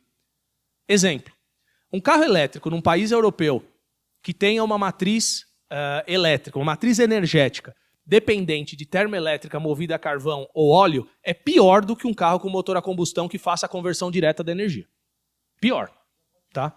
É o exemplo análogo ao patinete que eu tinha comentado. Se você pega um país europeu com dimensões que não são continentais como as nossas, infraestrutura de recarga, uma geração que está sendo cada vez mais pressionada para energia limpa, e já um grid menos centralizado e tudo mais, o carro elétrico direto, full, para eles, faz sentido na próxima década, nos próximos 5, 10 anos, intensamente. Por isso nós estamos vendo o movimento da comunidade europeia muito intenso nesse sentido, até com proibição de venda de veículos de combustão interna a partir de 2035 em alguns países. E algumas marcas já se posicionando que não mais fabricarão o exclusivamente a combustão a partir de ano X. Para o Brasil, no curto prazo e no médio prazo, a realidade, na minha visão, ela passa por uma coexistência do elétrico com o híbrido. Necessariamente. Porque nós temos características, tanto geográficas como de recursos, que a Europa não tem e os Estados Unidos também não. Por exemplo, o etanol. Um veículo elétrico no Brasil vai sofrer fortemente da infraestrutura de recarga que ainda é deficitária, a matriz energética que ainda não conseguiria atingir em volume todo esse potencial de carregamento, e nós temos o etanol, que, se nós olhamos um veículo a etanol, no contexto brasileiro, ele tem menor footprint do que uma boa parte dos veículos elétricos em matrizes energéticas europeias e, dependendo do local, até americana. Então, pessoalmente, eu acredito que nós vamos ter um período de coexistência do combustão com biocombustíveis. Então, eu estou falando etanol, estou falando de biodiesel, com hibridização, que vai trazendo a eletrificação pelo uso dos 2 tipos de sistema, e sistemas regenerativos, tá certo? Para um crescimento depois mais forte e sustentável do elétrico, que ainda não tem payback. e pode ter mais footprint do que outras soluções anteriores. E nós vamos caminhar para o hidrogênio verde. O hidrogênio verde é a energia do futuro, e as células combustível a hidrogênio para a geração da energia que vai fazer a propulsão dos motores elétricos nesses carros é a energia do futuro. O Brasil vai ter o hidrogênio verde mais barato do mundo pelas suas características energéticas e também de existência de biomassa, de grande capacidade solar, eólica e também eólica offshore e maremotriz, que é geração de energia com força das ondas e do mar. Então, minha visão para o curto prazo é uma migração do combustão com biocombustíveis para os híbridos e para os elétricos full, que na sequência passam a fazer mais uso da célula combustível com hidrogênio verde. E esse vai ser o futuro da nossa mobilidade. O metano também será relevante no transporte de cargas, transporte pesado. Tá? Porque no transporte pesado a eletrificação é mais difícil pelas potências e pelas distâncias, então o metano vai ser altamente relevante e o hidrogênio verde em sequência ou paralelamente a isso. E uma coisa importante, os veículos elétricos no curto prazo, eles estão demandando uma reconversão industrial que não está sendo feita no nosso país. Nós temos indústrias com potencial de atendimento como Tier 1, Tier 2, dos subsistemas dos veículos elétricos que às vezes nós não estamos prestando atenção. E eu faço esse alerta aqui, inclusive para a área de vocês. Vou dar um exemplo. Carro elétrico tem radiador? Tem sim. Só que não é do motor, é do sistema de baterias. Uma bateria não pode ficar nem tão fria, nem tão quente, porque ela não só perde carga, como existem riscos. Então ela tem sistemas não só de aquecimento, como resfriamento e condicionamento, manutenção da temperatura. E a lógica de troca de calor, de existência de sistemas de transferência de calor e tal, é muito similar a um radiador, só que exige que o nosso mindset esteja aberto para migrar o parque fabril, o tipo de produto, as competências dos nossos profissionais e mesmo do parque instalado do ponto de vista tecnológico, para um novo tipo de sistema. Esse é um exemplo, tá? Mas esse movimento ele é crescente, houve um crescimento, eu posso falhar o número aqui, eu estava lendo o anuário da indústria automobilística, se eu não me engano, o crescimento do ano passado para esse, no mesmo período, foi de 1000%. Eu não lembro se era 300% ou 1000%. Me desculpe, olhem o anuário da Anfávia, mas assim, é um crescimento muito grande em termos percentuais, embora em termos absolutos o número de veículos elétricos seja muito pequeno. Tá? Isso causa uma disrupção em toda a cadeia, inclusive de manutenção e pós-venda, porque a manutenção do elétrico é menor.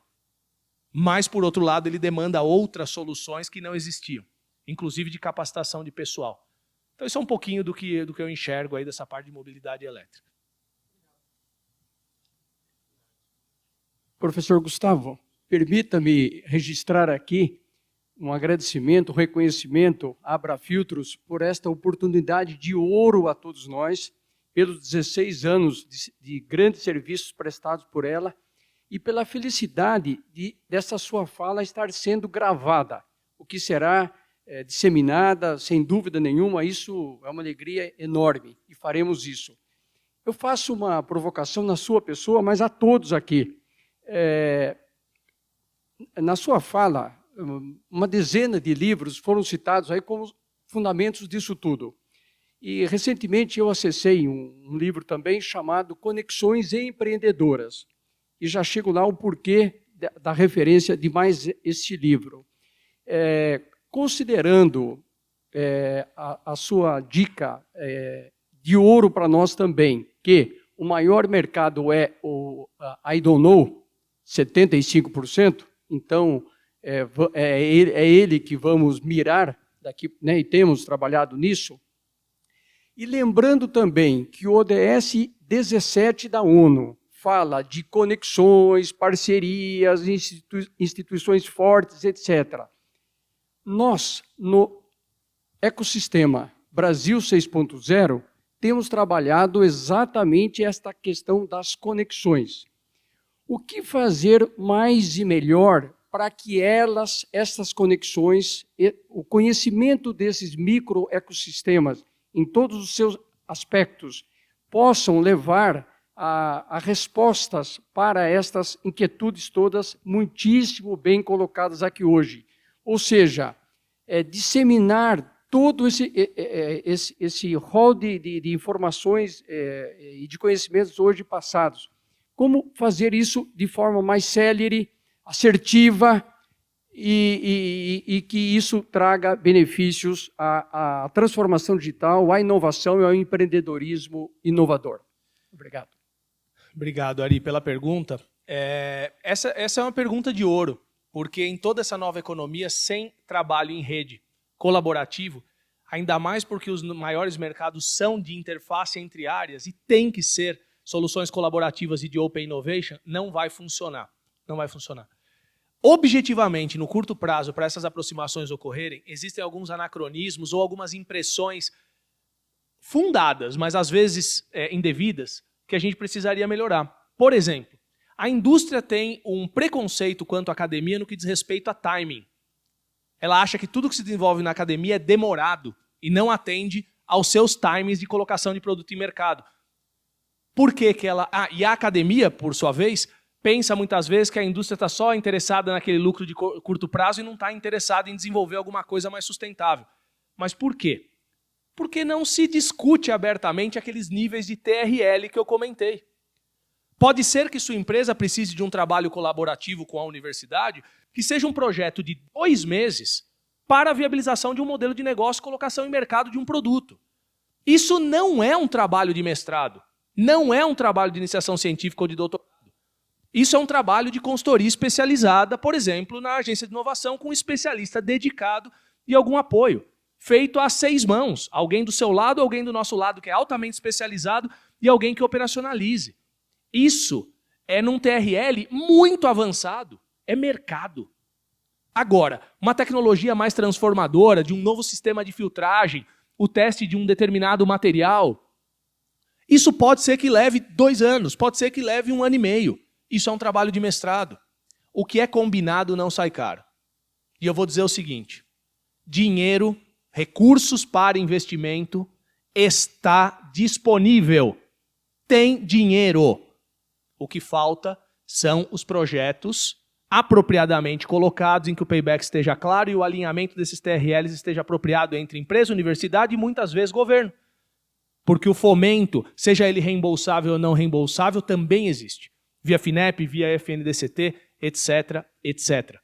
Esses ponteiros têm que ser melhor alinhados. E aí a gente consegue muito mais sucesso. Senhores, senhoras, o capital busca seus melhores caminhos. Nós temos que fazer bons projetos. E cada vez menos projetos que valham a pena serão feitos unilateralmente. Cada vez mais os projetos serão em rede. Rede de universidades, rede de universidade e empresa. Ou vocês acham que é à toa que a FEI bateu o recorde ano passado e já bateu o seu próprio recorde esse ano? Porque necessariamente, praticamente todos os projetos são universidade, empresa, às vezes outra universidade, às vezes o poder público financiando uma parte, mas recebendo contrapartidas. Isso tem uma lógica de inserção em políticas de Estado que nós queremos de médio e longo prazo. E senhores e senhoras acham que as empresas entrariam se não tivesse payback? Se não tivesse um retorno visível? Não. Mas eu tenho projeto que dura de 4 meses a projeto que dura 3 ou 4 anos. Os senhores acham que do ponto de vista de TRL é o mesmo tipo de objetivo? Claro que não. Tem coisa que é para melhorar a logística agora. Projeto de 3, 4 meses, pum, acabou. Tem pesquisa de doutorado desenvolvendo soluções para causar disrupção no mercado daqui a 5 a 7 anos. Vamos à mesa, vamos entender os TRLs, vamos alinhar as expectativas, o que for combinado não sai caro. Eu tenho certeza, Ari, que a gente tem um potencial enorme de fazer esses ecossistemas brasileiros crescerem muito. Nos Estados Unidos e Alemanha, você vê inúmeros laboratórios das empresas dentro das universidades, tanto sendo usados para ensino como sendo usados para desenvolvimento nos variados TRLs. Desde o mais disruptivo, mais de longo prazo, até os de mais curto prazo. Essa cultura no Brasil não é cultivada como deveria e também nós temos que fazer nossa meia-culpa. Os voos de galinha do nosso país e muitas vezes a insegurança jurídica e todos os percalços, até políticos, que nós temos vivido na última década e meia ou até mais, isso afugenta um pouquinho visões de longo prazo com uma sustentação para os investidores que precisam de certas garantias. Mas eu estou bastante animado, viu, Ari? Eu espero ter respondido a sua pergunta, pelo menos essa é a minha visão e onde eu tenho participado, tanto com empresas, etc. Isso é um caminho que está sendo muito profícuo e eu estou vendo quem está investindo nessa linha crescer de maneira sustentável e muito destacado em relação à média do mercado. Sim, professor Gustavo, respondeu muitíssimo bem e estamos no caminho certo, porque nós temos grupo de trabalho no Ecossistema Brasil 6.0, cuidando de algo imediato, como, por exemplo, uma legislação que cuide da educação, uma estratégia nacional para a educação e capacitação digital, legislação imediata, projeto de lei sendo tramitado, assim como trabalhando o metaverso, que é algo... É aquela complementariedade, né, Ari? Exatamente. Muito obrigado. Então é bem por aí, mais uma contribuição excelente sua. Obrigado. Tem uma última e aí eu vou falar que a gente encerre, né, Adriano? Que aí respeita o nosso timing. Fernando, né? Fernando Lescovar. O microfone? Deixa eu levar aí, Fernando.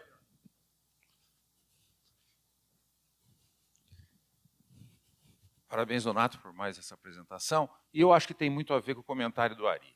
A minha questão, por estar no meio de uma série de empresas, é perceber que muitas vezes elas dão ênfase, né, ao EBITDA, ao bônus, ao saving, aquela visão unidimensional, né? Mas me parece que você já respondeu. Grandes projetos feitos em rede talvez seja a solução para a gente sair dessa situação de imediatismo, da lucratividade imediata no final do ano, para chegar até a consolidação dessa disrupção toda que você apresentou hoje. Seria isso? Seria trabalhar em rede que a gente consegue quebrar essa visão imediatista? É exatamente isso. E vejam, eu não estou defendendo que nós temos de abrir mão do resultado. Não tem nada a ver com isso. Mas é que nós temos que entender que a operação de uma empresa que permanecerá viva, desejada e original pressupõe um portfólio de coexistência do core business e o que é produto hoje que vai trazer resultado, mas necessariamente com investimento em algumas tecnologias que se revelarão no curto, médio prazo, que eu costumo chamar de adjacentes, soluções adjacentes, e as mais disruptivas e transformacionais, que são de mais longo prazo, que é onde a gente ousa um pouco. Então, políticas de orçamento mesmo, que dirijam recursos carimbados para essa inovação mais transformacional e disruptiva, são necessários. Essas políticas são necessárias. É dali, possivelmente, que a sua companhia vai tirar daqui 5, 7, 8 anos a sustentação que não mais vai ser dada por parte dos produtos que são vaca leiteira hoje. E se esse recurso não é carimbado e não se tem uma equipe ou pessoas que trabalhem com isso, ou uma parceria universidade-empresa, como os hubs que nós estamos montando aqui com as empresas, para que isso tenha liberdade de ação, não é liberdade total não, mas um pouquinho mais de criação, isso é engolido pelo dia a dia da organização e aquela área ou aquele recurso vira um help desk. Apaga incêndio de curto prazo e vai resolver problema de curtíssimo prazo. E cada vez mais o trabalho em rede é visto e é necessário, porque as tecnologias de fronteira, algumas delas, não conseguem ser desenvolvidas com o investimento de um único player. Não consegue. Inclusive, eu estou para dizer aos senhores, provavelmente os materiais que terão destaque nos sistemas de filtragem do futuro não conseguiriam sair do laboratório do centro de PDI de uma empresa isoladamente. Mas talvez trabalhos colaborativos de fomento a pesquisas mais estruturantes no que vai vir na nanotecnologia, nas tecnologias, por exemplo, do grafeno e outros, colaborativamente, os senhores talvez possam trazer visibilidade nacional e que o país embarque nessas tecnologias. Senão pode ser que nós tenhamos setores aí minguando, empresas tendo muitas dificuldades e os desenvolvimentos do exterior dominando e nós passarmos a receber uma enxurrada de produtos importados sem conseguir competir. Quantos casos nós já vimos disso no Brasil? Inúmeros. E aí eu vou até além. Por isso essas redes muitas vezes não podem ser só nacionais. Tá? Nós estamos na FEI num movimento fortíssimo. A reunião que eu estava antes da nossa aqui é de algumas diretrizes para os nossos pesquisadores e um item lá que é avaliado e valorado é parcerias nacionais e internacionais que levem o país e a FEI a ombrear de igual para igual o que tem de estado da arte sendo pesquisado e desenvolvido de inovação e tecnologia nas áreas estratégicas definidas para nós, que são 18. os senhores têm que fazer, na minha humilde opinião, esse itinerário de olhar para frente com base em grandes tendências, identificar áreas estratégicas, identificar tecnologias que são essenciais para a transformação dos seus negócios ou para a manutenção, verificar aquilo que colaborativamente é viabilizado, que não é viabilizado individualmente, e estabelecer essas alianças. A universidade pode, inclusive, ajudar, porque internacionalmente ela pode fazer o crivo de qualidade desses parceiros e até estabelecer as conexões de pesquisa e inovação, que muitas vezes, mesmo uma associação, não conseguiria tocar no dia a dia de maneira efetiva. Espero ter respondido, mas a linha é exatamente essa. E gostaria novamente de agradecer a todos e desejar muito sucesso nos negócios, pessoalmente, nas famílias. Contem sempre com a FEI, pessoalmente também comigo. Também aprendi bastante com as perguntas e agradeço muito pela oportunidade. Obrigado.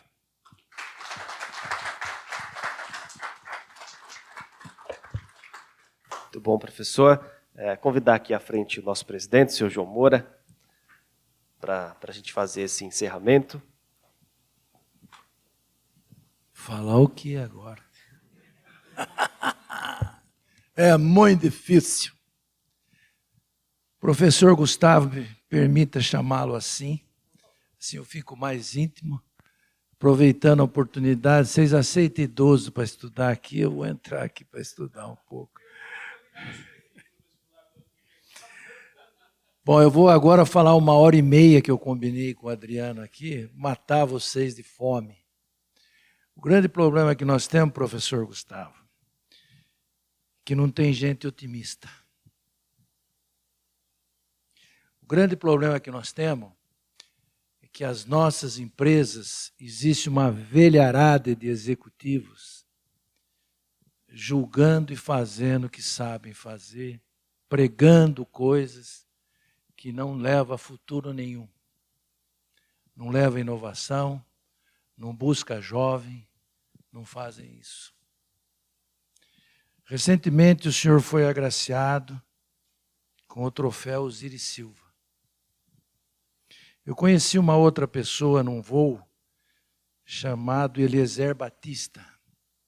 E eu era muito jovem. E ele disse assim: existe um segredo muito grande e esse segredo está na educação. A gente exporta minério, dá de graça, paga o transporte, depois eles devolvem coisas para nós, nós pagamos o dobro. É aí que a gente paga. Ele falou isso nos anos 70. E brigou muito com o regime militar nos anos 60, porque queria agregar tecnologia no nosso minério. Ele fez rodovia, ferrovias, fez tantas coisas e tal. Eu tive o prazer de uma palestra do Osiris Silva uma vez na Fiesp, que eu nem sabia que era o Osiris Silva, e ele falava exatamente isso na educação. Recentemente vocês estiveram na Embraer, eu não pude ir, mas não sei se vocês tiveram o prazer de conhecer o Francisco, o presidente da Embraer, que era um colega nosso da área de filtros, do Filtrosman. Francisco sempre falou isso, sempre buscou inovação. Tanto é que o Francisco está lá como presidente de uma companhia que o Osiris Silva falou: o grande problema nosso é o peso da gestão que a gente faz. E quando saiu a gestão pesada, que é o governo, né, não querendo criticar o governo, mas é o peso, né, que traz sempre em qualquer instituição irresponsabilidade, a gente afasta os executivos, a gente afasta os homens de conhecimento. Qualquer diretor, presidente hoje, CEO, ele vai contratar uma pessoa, quando ele percebe que aquela pessoa sabe muito, ele é um empecilho para ele, ele acaba não contratando aquela pessoa e fica na mesmice aquelas coisas. Então é fácil criticar o governo, é fácil criticar os impostos, é fácil criticar tudo isso, quando a gente pode fazer. Eu estou falando isso, um exemplo simples nosso que foi a Abrafiltros. A gente insistiu sobre anos e anos para fazer. E nós conseguimos fazer. Mas nós não temos a presença dos executivos. Eles nunca estão presentes com a gente. Eles não estão aqui lidando conosco os problemas que nós sentimos e que nós precisamos. A escola tem que andar de braço dado com as indústrias para que a gente possa futuramente ser competitivo. Então, realmente, a sua palestra caiu com uma luva para o momento que nós vivemos. Eu fico muito feliz também, e parabenizo todos vocês que fazem a FEI, por terem trazido e identificado no meio de vocês um reitor jovem, dinâmico e que vai fazer uma diferença, como vem fazendo diferença na FEI. Muitíssimo obrigado por essa oportunidade. Eu costumo dizer que a chave da Abrafiltros é mais um presente que nós doamos para o senhor hoje. O senhor tem essa chave e pode visitar a nossa casa quando quiser, porque nós vamos sempre pedir para estar no meio de vocês. E nós vamos motivar os nossos associados para que façam parcerias com a FEI. Então, nós vamos trabalhar um grupo de empresas. Eu cheguei a ver a TecFil aí. Então, a gente vai começar pela TecFil para que a gente possa fazer essas parcerias e que a gente possa fazer o desenvolvimento. E só uma coisa de tudo que o senhor falou aí, que eu achei que eu sou muito preocupado. E estava nesse quadrinho no canto aqui.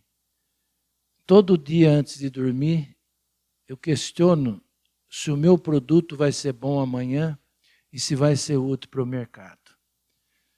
Antes de encerrar, eu peço ao Ari que dê uma chegadinha aqui para presentear o nosso mais recente amigo, professor Gustavo. Espero que ele não tenha lido, mas se leu, dá para trocar. O professor Gustavo, que já citou 10 livros, eu citei mais um, espero que seja o 12º, mas é difícil eu não conhecer algum, viu? Não, que é isso, Ali. Pelo amor de Deus, estou com uma fila de leituras pendentes. Parabéns. Muito obrigado, viu? Brilhante palestra, professor. Já vou abrir. Presidente João, muito obrigado. Muitíssimo obrigado, hein? Se me permite, vou dar uma palavrinha depois sobre essa provocação. Por favor. Imagine... Opa. Se o senhor vai se deitar e se preocupa se o seu produto está valioso amanhã, imagine a minha responsabilidade que um jovem que se forma hoje tem que estar na crista da onda para ser um grande líder brasileiro em 2050. Não é verdade? Verdade. Mas eu vou compartilhar com todos aqui. Eu sou um educador não por causa do emprego ou do ofício, mas por missão e propósito. Tem um indicador de sucesso que é geral, seja na universidade ou na empresa. Se o nosso olho brilhar por algo que nós estivermos fazendo, sucesso é certeiro, porque a gente se dedica e briga entre os primeiros. Então a questão do otimismo é nós colocarmos juntos brilho no olho do brasileiro. Então vamos em frente, muito obrigado, uma honra. Eu venho fazendo isso já muitas e muitas décadas. Tchá, tchá, tchá, tchá. Tchá, tchá, tchá, tchá. Opa! Bingo! Estava querendo ler. Uau, perfeito. aí, Ele escreveu, acho que o Poder das Conexões, que eu já li, não é? Não, o poder das conexões, as conexões empreendedoras. Ah, não. Eu citei conexões empreendedoras, mas o poder das Não, conexões... eu acho... Não, ele, autor de O Poder das Conexões. ele sim, ele mesmo. Eu citei o querido ver. Muito obrigado. Muito obrigado. Acertou bingo, hein? Muito bom. Uma vez mais, muitíssimo obrigado, tá? E agora você tem que dar a chave da FEI para nós, porque nós não vamos sair daqui, né? Muitíssimo obrigado. Obrigado a todos. Uma salva de palmas, gente.